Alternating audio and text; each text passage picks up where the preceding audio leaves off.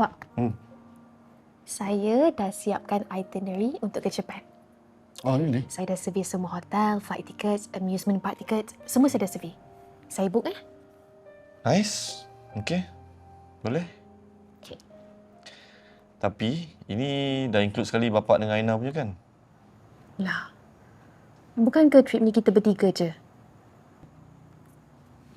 Tapi saya dah macam dah terberitahu diorang dah, awak. Kenapa? Tak adalah, itulah masalah awak. Tiap-tiap tahun mesti kalau trip family je dengan dorang. Awak dah 9 tahun kahwin, 9 kali tu jugalah trip dengan dorang. Tak boleh ke family trip tu asing? Kita bertiga lain dengan trip dengan bapa dengan Aina. Awak ingat tak masa kita pergi Singapura? Aina nak sangat kita ikutkan dia. Lepas tu, Wafi tak jadi pergi USS. Kesian dia. Saya ni bukanlah ni lah nak cakap banyak pun nanti bunyi macam dengki pula. Tapi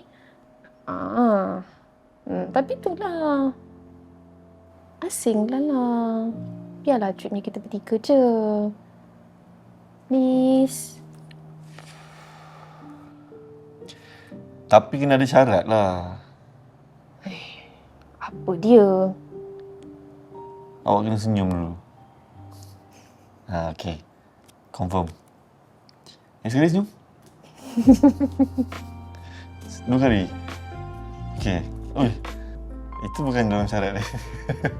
Sudah beribu